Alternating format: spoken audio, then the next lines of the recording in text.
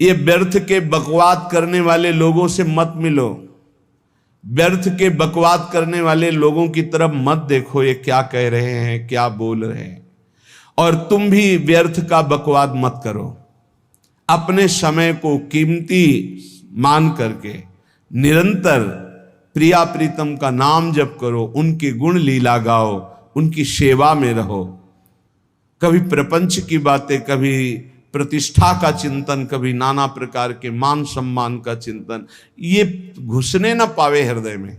बहुत सावधान रहना चाहिए साधक को। ऐसी बातें देखो मत, ऐसी बातें सुनो मत जिससे तुम्हारा हृदय उद्विग्न होकर प्रभु का चिंतन छोड़ दे। बंद करो अभी। अन्य लोगों के संग का त्याग कर दो, जो भगवत विमुख वार्ता करते हैं, संत निंदा करते हैं, दूसरों की निंदा करते हैं। कुछ हाथ नहीं लगता, ये लोग दुर्गति को प्राप्त होने वाले हैं। भक्तन निंदा अति बुरी भूल करे जिन कोय, किए सुकृत बहु जन्म के छिन में दारे खोए। पर निंदा के किए ते नहीं, आवत नहीं कछुआत, मूर्ख पर्वत पाप को ले चल अपने साथ। तो अलम कश्यापि संगत्या, ऐसा संग मत करो जिनके पास बैठने से भक्त निंदा, जन निंदा, भगवत निंदा हो। ऐसे से दूर रहो। अलम बंद कर दो ऐसे लोगों का संग। रात दिन हम श्यामा श्याम का नाम जप करेंगे, श्यामा श्याम के लीला गुण गाएंगे, श्यामा श्याम के ही धाम का शोभा का चिंतन करेंगे। जब तुम अपना जीवन श्यामा श्याम के चरणों में न्यौछावर कर दोगे तो पूरा भार श्यामा श्याम ले लेंगे और तुम्हारे हृदय में मस्ती आ जाएगी। जो ऐसा निश्चयी होता है, दृढ़ निश्चयी, उसके अंदर दृढ़ विश्वास, तो उसके हर समय भगवान की स्फूर्ति होती रहती है। भारी प्रतिकूलता में भी भगवान का सानिध्य अनुभव होता है। वो अनुकूलता में तो भगवान के दुलार को देखता है, लेकिन प्रतिकूलता में भगवान की विशेष कृपा को देखता है। ये संयोग, ये वियोग, संसार की ये द्वंद्वमयी वृत्तियां भक्तों के हृदय में नहीं चुभती। आए की हुज्जत नहीं, गए की तलाश नहीं, क्योंकि नित्य संयोग भगवत स्मृति के प्रभाव से प्रभु का रहता है। शोक, विषाद बहुत ध्यान देने योग्य विषय है। तभी लोगों को ऐसा लगता है कि ऐसा कैसे हो सकता है। भक्त के चरित्रों को जब सुनते तो लगता है ऐसा कैसे हो सकता है, ऐसी परिस्थिति में भी ऐसा कैसे हो सकता है। क्योंकि तुम मानसिक बुद्धि से युक्त हो और वो भागवतिक स्थिति से युक्त है, इसलिए तुम उसको पार पा ही नहीं सकते। जब तुम अपना जीवन श्यामा श्याम के चरणों में समर्पित कर देते हो हृदय से, फिर उनकी कृपा से सब विघ्न दूर हो जाते, एक अपार मस्ती रहती है। नहीं तो शोक, विषाद, दुख, क्लेश, कष्ट, संताप, भय, उद्वेग, ये सदैव सताते रहते हैं। इसी से डिप्रेशन होता है। बार बार नकारात्मक चिंतन, शोक, विषाद, दुख, चिंता, क्लेश, संताप, भय, उद्वेग, यही पूरे मानसिक स्तर को नष्ट कर देते हैं। उत्साहहीन जीवन हो जाता है।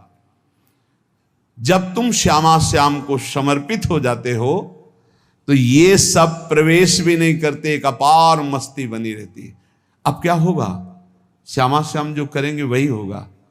श्यामा श्याम पता नहीं कैसा करें, नहीं, वो सदैव मंगल भवन है, वो जो करते महामंगल होता है। यह निश्चय उपासक के हृदय में आ जाना चाहिए।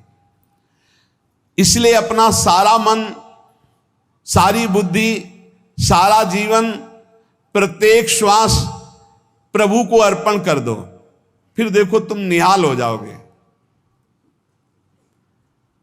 दुख, शोक, विषाद, क्लेश, कष्ट, संताप, भय, उद्वेग, ये उसी को व्यापते हैं जिसने अपने जीवन को प्रभु के चरणों में अर्पित नहीं किया। इसलिए तुम अपना सारा मन, सारी बुद्धि, सारा जीवन, प्रत्येक श्वास केवल प्रभु को अर्पित कर दो, फिर देख लेना श्वास कैसे अर्पित की जाती, राधा राधा राधा। बुद्धि कैसे अर्पित की जाती, एकमात्र निश्चय कि भगवत सुख ही सुख है, ये जागतिक सुख सुख नहीं, ये दुख है, ये ऐसा दलदल है जिससे आज तक कोई नहीं निकल पाया। सारा मन, हम मन से केवल प्रभु का मनन करें, बार बार मन को संसार से हटा के नाम में, रूप में, लीला में, धाम में लगाएं।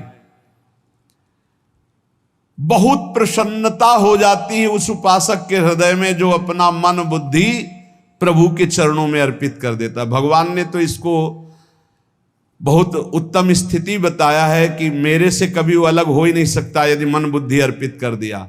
मय्येव मन आधत्स्व मयि बुद्धिम निवेशय, तो निवश्य मय्येव अत ऊर्ध्वं न संशया, बिल्कुल संशय नहीं, वो मेरे में ही निवास करेगा जिसने मन और बुद्धि अपनी मेरे में अर्पित कर दी। बहुत प्रसन्नता रहेगी उस उपासक के जीवन में जो अपने आप को मन बुद्धि सहित प्रभु के चरणों में समर्पित कर दिया है।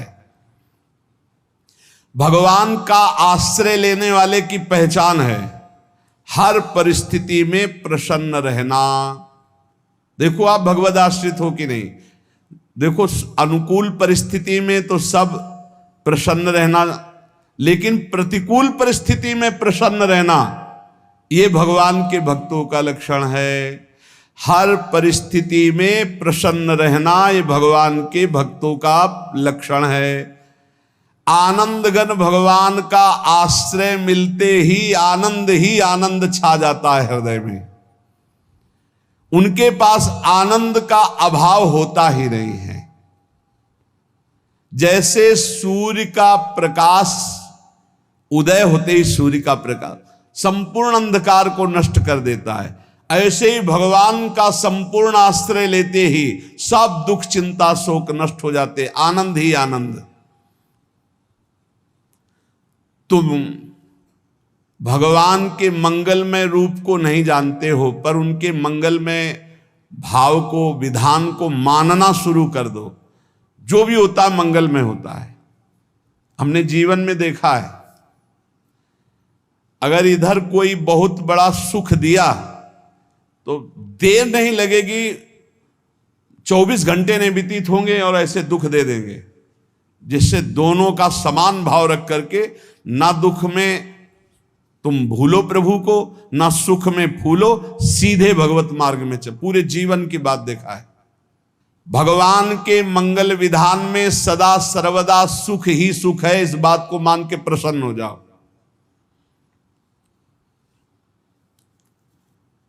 जब भगवान का भजन करने वाले की तन्मयता बढ़ती है भजन में,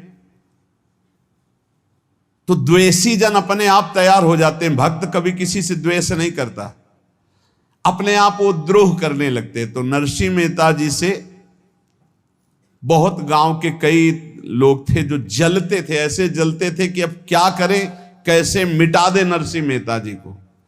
अब उपाय तो मिल नहीं रहा था। तो एक दिन संतों की मंडली आई और उन्होंने कहा कि हम रास्ते में कोई चोर आदि धन ना ले ले, इसलिए यहां से किसी की हुंडी चलती है क्या द्वारिका में? पहले ऐसा था।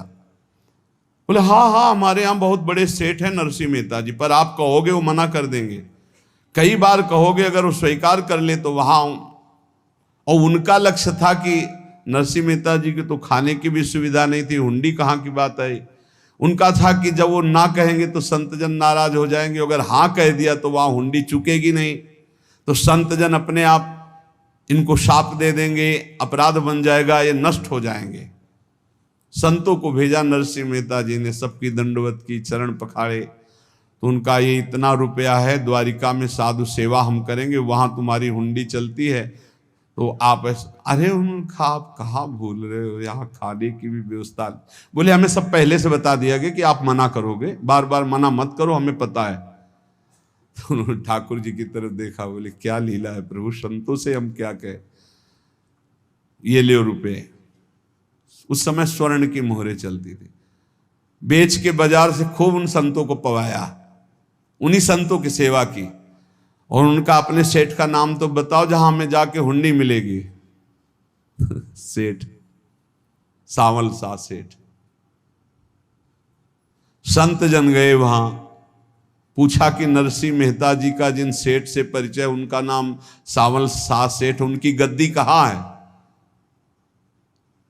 तो जो कुछ भक्त थे वो द्वारिकाधीश की तरफ संकेत करते कि वही हैं। बोले नहीं नहीं, वो सेठ है, उनकी गद्दी चलती। पूरी बाजार में कहीं कोई। अब संत जन एकांत में होकर के बहुत विचलित हुए, क्या हमारे साथ धोखा हुआ? नरसिंह मेहता जैसा संत क्या धोखेबाज हो सकता है?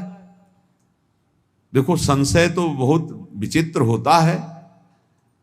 बड़े बड़ों को संशय हो जाता है। जब भगवती सती जी को संशय हो गया, राम जी को, हे खग हे मृग हे मधुकर श्रेणी, ऐसा पूछते हुए कि सच्चिदानंद कैसे हो सकते, तो किसी को हो सकता है, क्योंकि वो बुद्धि की अधिष्ठात्री देवी है।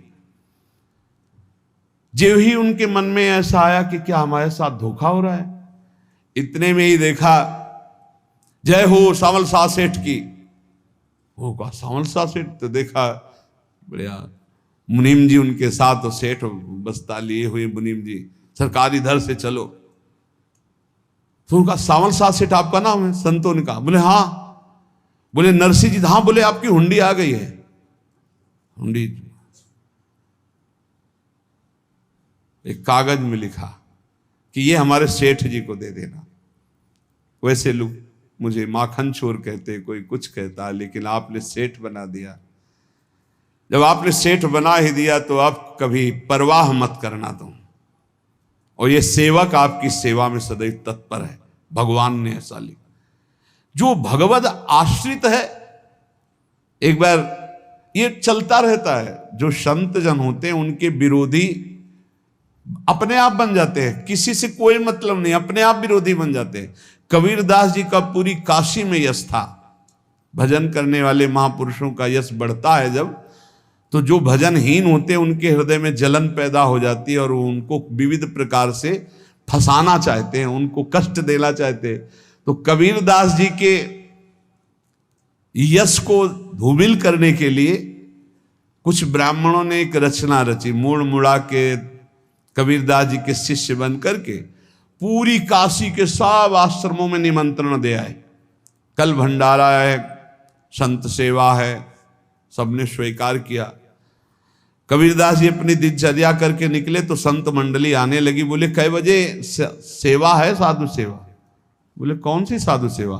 बोले कल आपके शिष्यजन निमंत्रण दे के आए, पूरी काशी के सब संत आ रहे हैं।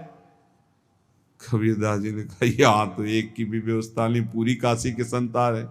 अच्छा, समझ में आ रहा है, लीला बिहारी तुम लीला करना चाहते हो। गए अपना निकल गए गंगा किनारे, एक झाऊ के नीचे बैठकर अपना भजन ध्यान में मगन है। 11-12 बजे तो उन्होंने देखा संतों की मंडली, काशी तो बहुत। कबीरदास जी ने देखा कि आश्रम की, तो बोले पता नहीं क्या होगा, चलो चलते हैं। तो ऐसे गमछा वस्त्र करके ऐसे डालकर मुंह ढक करके, वहां बड़ी बड़ी पंगत लगी थी। कबीरदास जी सबको पाओ जी पाओ। कबीरदास जी के रूप में स्वयं भगवान पाओ जी। कबीरदास जी ने कहा अच्छा, जब स्वामी परस रहे तो हम भी बैठ के पा ले। तो जब उसी पंगत में बैठ गए अपना कपड़ा ढक करके, और जब मोहरे की दक्षिणा दे रहे थे सब लोग कि वाह कबीरदास जी ने आज तो साधु से। सबको जब कबीरदास जी के सामने आए तो ऐसे मुंह ढके, बोले देखो जो मेरा होता है उसे मुंह छुपाना नहीं पड़ता, मुंह ढकला नहीं पड़ता। लो दक्षिणा, तुम भी दक्षिणा लो। कबीरदास जी को कबीरदास जी दक्षिणा दे रहे, और वो कबीरदास जी है भगवान, और ये पाले वाले कबीरदास जी है भगवान के जन। कभी भगवान अपने, अरे जमाने जोर लगा ले, कितना जोर लगाएगा, भक्त और भगवान का झंडा कभी न झुकने पाएगा। बिल्कुल चिंता, शोक, भय, उद्वेग रहित जीवन भगवद आश्रित। तुम भगवान के मंगल विधान में सदा सर्वदा प्रसन्न रहो। अब ये विचार कर लो कि भगवान जो करेंगे तुम्हारा मंगल करेंगे। अब थोड़ा ऐसा बीच में लगता है कि अमंगल हो रहा है क्या, लेकिन पक्का समझो बहुत बड़ा मंगल उनका विधान होता है। बहुत ही उत्तम मंगल होता है भगवान के शरणागत का। भगवान हमारे विचारों वाले नहीं हैं, हमारे विचार प्राकृतिक है, भगवान के विचार चिदानंदमय हैं। वो अपने विचार से हमारा मंगल करते हो, हम अपने विचार से मंगल चाहते हैं। भगवान के विचार से मंगल ही हमारा होगा, इसलिए कभी हमको चिंता शोक भय नहीं करना चाहिए। भगवान की ओर से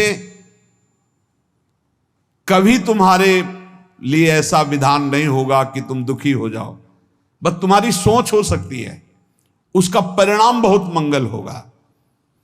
जगत की ओर से निराश हो जाओ, किसी से आशा मत रखो, फिर आप देखो आपका जीवन कैसा आनंदमय व्यतीत होता है।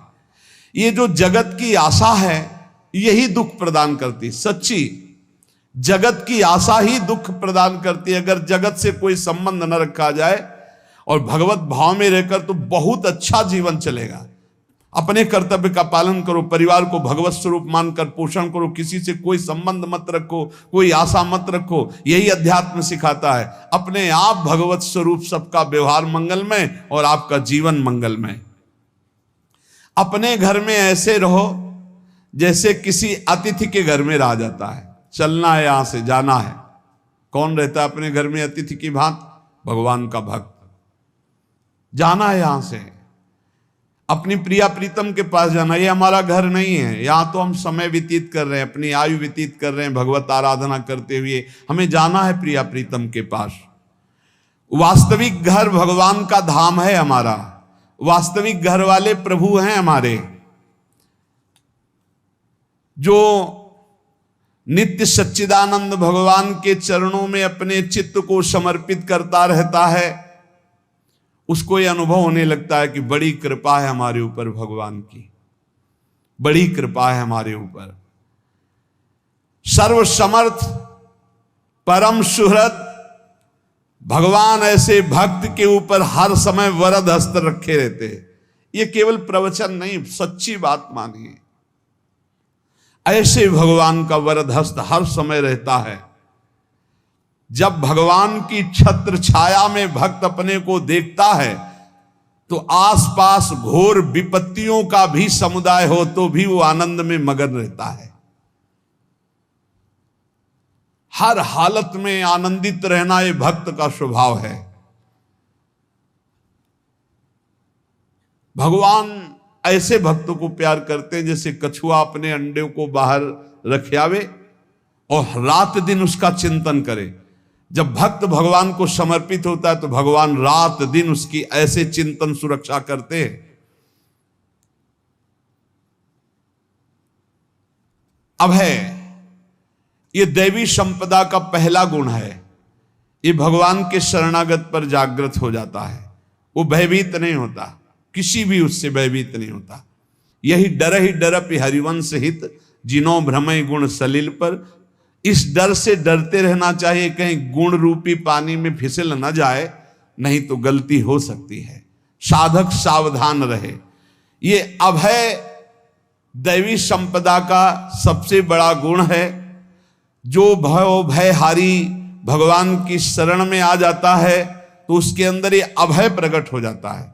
अगर कहीं तुम्हें एकांत में भय लग रहा है, एक आदमी तो एकांतिक में आए थे, वो कह रहे थे कि हमें हर समय भय लगा रहता कि कोई हमारे पीछे है, अंधेरा तो लगता कोई खड़ा है, मैं जीना मुश्किल हो गया, ऐसा भय। देखो ये मन कैसा है, भगवान से विमुख होने पर कैसे डरवाता है। वो कह रहे हैं हर समय मुझे डर लगा रहता है, कोई सामने खड़ा है, कोई पीछे खड़ा है, ऐसा भय लगने लगता है। और जब भगवान की शरण में आ जाते हैं तो ये अभय स्थिति हृदय में जागृत हो जाती है। कोई भी भय आसपास आ ही नहीं सकता, यहां तक कि नरक का भी भय खत्म हो जाता है जो भगवान की शरण में है। महापापी भी पुण्यात्मा महान भक्तों के समान वो उत्तम गति को प्राप्त हो जाता है जो भगवान की शरण में हो जाता है। पर ये जो भोगों का आश्रय लिए हुए हैं, मनमानी आचरण कर रहे हैं, ये कभी उस अभय को जान ही नहीं सकते कोई अभय पद है क्या। इनको तो कदम कदम पर शोक, भय, और दुख की प्राप्ति होगी। कोई बचा नहीं सकता जो भोगों में लगे हैं, मनमानी आचरण कर रहे हैं। अगर निर्भय होना चाहते हो, परम सुखी होना चाहते हो, तो भगवान के शरणागत हो जाओ। सारे जगत को अभय दान देने वाले भगवान हैं। भगवान का एक प्रण है, ममपन शरणागत भयहारी। जो मेरी शरण में आ गया उसके भय का मैं नाश कर देता हूं। साधना में अवस्था मन की मानी जाती है कि आप कितने अच्छे साधक हैं। यदि आपका मन भगवदाकार है, हर समय भगवत चिंतन चल रहा है, आपके स्वप्न भागवती का रहे हैं, आपके विचार भागवतिक हैं, तो आपकी अच्छी साधना हो रही है। और यदि आपके स्वप्न गंदे आ रहे हैं, क्योंकि स्वप्न में मन का ही सारा खेल होता है, और आपकी चिंतन वृत्ति वासनात्मक चल रही, तो अभी साधना का प्रभाव मन पे नहीं पड़ा है। जिसका मन हर समय भगवत चिंतन करता रहता है, वो जीते जी जीवन मुक्त हो जाता, अनुभव होता है। जैसे किसी ने कहा कि हमें कैसे पता चलेगा कि हमारा काम हो गया है, तो जैसे आप भोजन पा लेते हैं तो किसी दूसरे से गारंटी थोड़ी लेनी होती कि हम छक गए हैं क्या, आप जरा बताना हम छक गए हैं क्या। नहीं, अपने हृदय में आ जाता है कि अब मैं तृप्त हो गया। ऐसे ही अपने हृदय में आ जाता है कि मेरा काम हो गया, अब मेरा जन्म नहीं होगा। ये हृदय में आ जाता है, अपने आप अनुभव में आ जाता है। जब स्वरूप बोध होता है तो किसी और से सलाह थोड़ी लेनी होती है, वो अपने आप अनुभव में आ जाता है। हाँ, यदि गुरुदेव का वर्ण नहीं किया है तो फिर आपको किसी न किसी गुरु से प्रमाणित करवाना पड़ेगा। और अगर गुरुदेव का वर्ण किया है तो वही मंत्र, वही नाम, वही गुरु शरणागति आपको अंदर से पुष्ट कर देगी कि आपका काम हो गया है। विषय चिंतन करता हुआ मन विषय आसक्ति को प्राप्त होता है। विषय आसक्ति को प्राप्त हुआ मन बार बार जन्म मरण और नरक को प्राप्त होता है।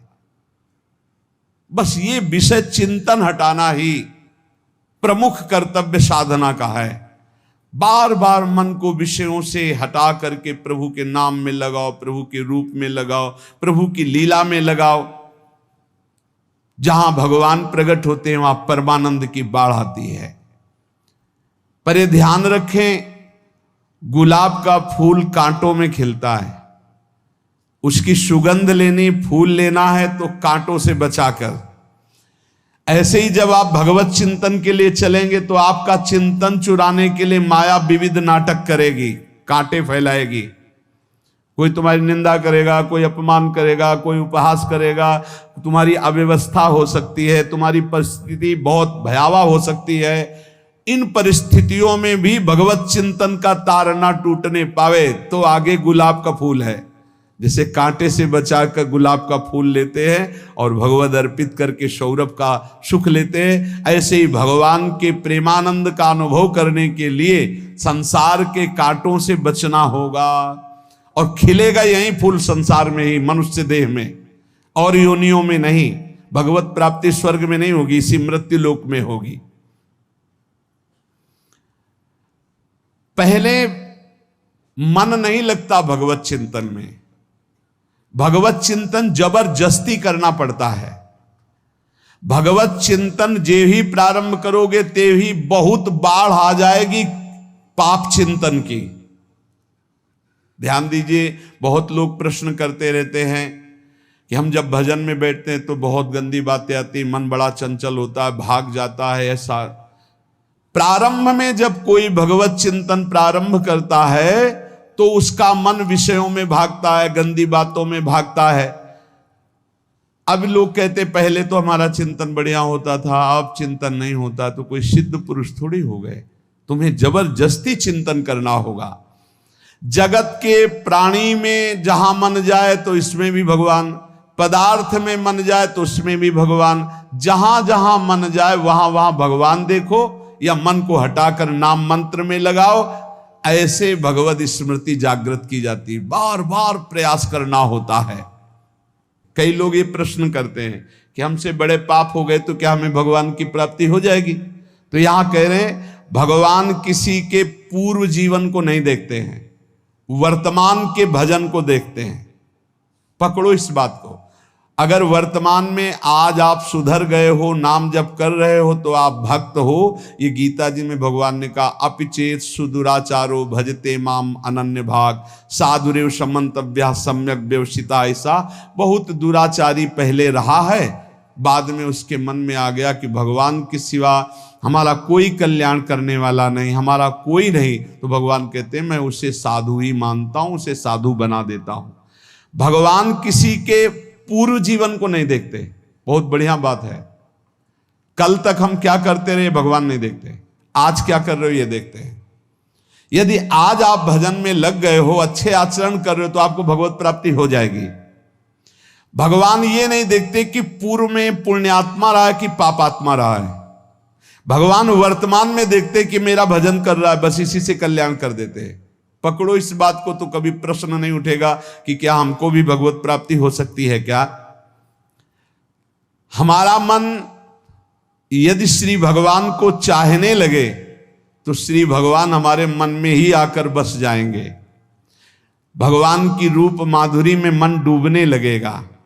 यथार्थ सत्य, जो भगवान से थोड़ा भी प्यार करने लगे हैं, उनके हृदय में भगवान की उनकी भावना के अनुसार झलक आने लगी है। हृदय में प्रभु के आते ही अनंत जन्मों के संस्कारों का नाश हो जाता है। इसलिए तुम अपने पहले वाले घृणित जीवन को याद भी मत करो और उसको सोचकर जरा निराश भी मत हो। अमावस्या में घोर अंधकार रहता है, पर प्रातः काल में अंधकार नष्ट हो जाता है। ऐसे ही नाम का उच्चारण करते ही तुम्हारे जितने पाप अंधकार हो सब नष्ट हो जाएंगे। तुम चाहो कि एक क्षण भी प्रभु को ना भूलो। अब वर्तमान में ऐसी स्थिति बनाओ। जो प्रभु को नहीं भूलने की चाह करता है कि मुझे ऐसी स्थिति प्राप्त हो कि मैं कभी प्रभु को ना भूलूं, तो सच्ची मानो और कोई बात भगवान सुने ना सुने, ये बात जल्दी सुन लेते हैं। भजन की मांग करो तो बहुत जल्दी भगवान पूर्ण करते हो। भजन जिसका चलने लगा तो फिर लोकांतर के सारी रिद्धियां सिद्धियां सुख वैभव तो उसके चरणों में लौटते हैं।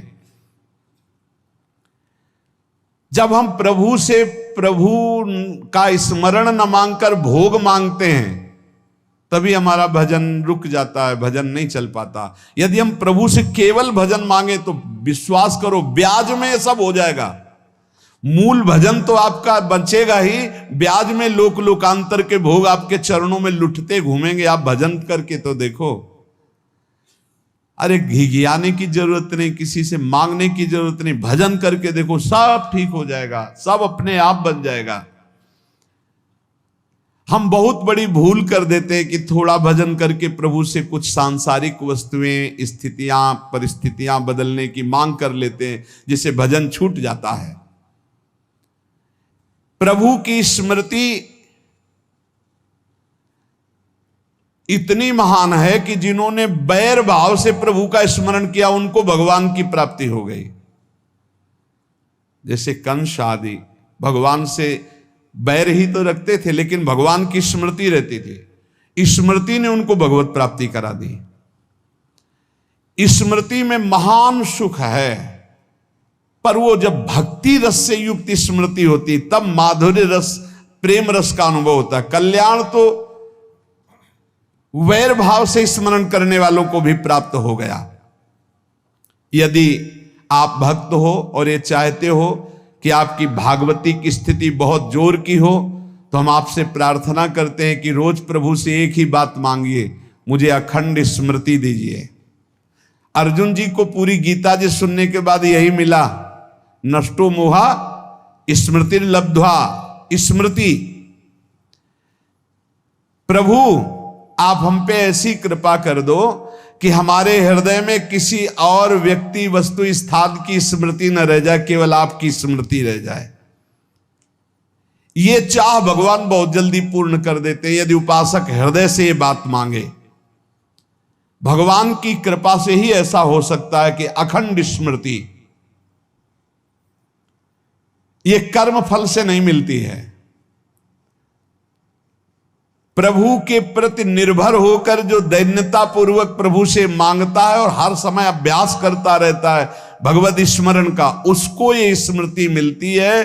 और स्मृति मिल गई तो इससे बड़ी कोई स्थिति नहीं, हर समय भगवान का स्मरण।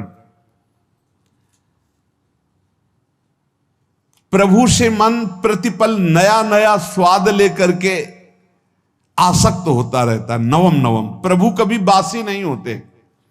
जैसे किसी व्यक्ति को देखो तो देखते देखते मन हट जाएगा कि देख लिया, बहुत सुंदर है, ठीक है, लेकिन वो एक दिन मन हट जाएगा। और प्रभु की सुंदरता नवम नवम है, प्रभु के नाम का स्वाद नवम नवम है, प्रभु की लीला का स्वाद नवम नवम है, प्रभु के धाम की शोभा नवम नवम है। जैसे आचार्य महाप्रभु हरिवंश चंद्र जी कहते, नयो नेह नवरंग नयो रस नवल श्याम वृषभानु किशोरी, नव पीतांबर नवल चूनरी, नई नई बूंदन भींजत गोरी, नव वृंदावन हरित मनोहर, नव चातक बोलत मोर मोरी, नव मुरली जो मल्हार नई गति, सब कुछ नया। तो नवम नवम प्रभु प्रतिपल नवम नवम प्रभु का रूप, प्रियाजू का नवम नवम, अबहीं और अबहीं और अबहीं और है। तो कहते हैं जब मन निरंतर स्मृति में डूबता है तो जब प्रभु की रूप माधुरी प्रकाशित होती तो ऐसी नवम नवम कि कभी ये नहीं होता कि रूप बासी हो गया, ये वही रूप है जो हमने अभी देखा था, नवम नवम। इसलिए आनंद की उफान आती रहती है उपासक के हृदय में। ऐसी प्रियता, ऐसा आनंद बिना भजन के नहीं अनुभव में आएगा। इसलिए तुम विश्वास करो, तुम्हें बहुत सुंदर सुख मिलने वाला है, आगे अपार सुख मिलने वाला है। ये थोड़ा दुख का समय काट लो, जब तक जीवन है ये दुख सुख की लहर आती रहेगी, आप इसको सह जाओ, आगे बहुत आनंद है, विश्वास मान लीजिए, बहुत आनंद है। जो ये विश्वास कर लेता है वो प्रभु के मार्ग में चलकर प्रभु को प्राप्त कर लेता है। नहीं तो इतने रोड़े हैं कि आप ऊब जाओगे, बहुत रोड़े हैं। जो प्रभु के मार्ग में चलता है तो माया के बहुत से पार्षद अपना प्रभुत्व दिखाने उनके पास आते हैं, महिमा अपनी दिखाने, पर वो किसी वस्तु स्थिति अवस्था प्राणी पदार्थ का प्रभाव स्वीकार ही नहीं करता, क्योंकि भगवत स्मृति परायण है, भगवान की कृपा पर विश्वास है, इसलिए उसको कोई फंसा नहीं पाता। वो नित्य निरंतर प्रभु से घुला मिला रहने के कारण उसकी मस्ती में कोई फर्क नहीं पड़ता। माया का प्रभुत्व रखने वाले उसे फंसाने की चेष्टा करते हैं, पर उस पर किसी का असर नहीं होता, वो कहीं लिप्त नहीं होता, वो कहीं दुखी सुखी नहीं होता, वो हर समय प्रसन्न रहता है। तुम देखो, हर समय प्रसन्न रहते हो? यदि नहीं तो तुम किसी व्यक्ति वस्तु का आश्रय लिए हुए, प्रभु का नहीं। अगर हां तो हर समय प्रभु का स्मरण चलना चाहिए, हर समय प्रभु के आश्रित हो, फिर देखना ये आनंद, ये प्रसन्नता क्या रूप रखती है। बड़े बड़े मस्त संतों को देखा, मस्त ऐसे उन्माद में मस्त है, उस सुख के लिए ललचाओ, कब तक जन्मते मरते रहोगे, कब तक बार बार दुख भोगते रहोगे, कब, बड़ा प्रपंच है ये। भगवान का स्मरण परम पुण्यात्मा पुरुष का हृदय माना जाता है, बहुत पवित्र हृदय, बड़ा पुण्यात्मा हृदय जिसमें भगवान का स्मरण। भगवान का विस्मरण पापात्मा पुरुष, भयानक विपत्ति दुर्भाग्य आते हो। सुदृढ़ निश्चय करो, अब हम भगवान के स्मरण में अपना समय व्यतीत करेंगे। मेहनत करो, कार्य करने के लिए कोई मना नहीं, आप नौकरी करो, किसानी करो, व्यापार करो, पर अंदर अंदर भगवत स्मृति, भगवत स्मृति ही सबसे बड़ी स्थिति है। अब चाहे हम जीवित रहें, चाहे हमारे मरण जैसी विपत्ति आ जाए, चाहे सब हमसे हट जाएं, चाहे सब हमको नमन करें, अब हम दृढ़ निश्चय करके केवल भगवान के स्मरण करते हुए इस संसार के बीच समय व्यतीत करेंगे। अब हम चूकने वाले नहीं। ये नियम लीजिए, चाहे जीवन रहे या ना रहे, चाहे मरण जैसा कष्ट आ जाए, चाहे सब वियोग हो जाए, सब चले जाए, चाहे सब संयोग हो जाए, सब नमन करें, अब हम प्रभु का स्मरण नहीं छोड़ेंगे।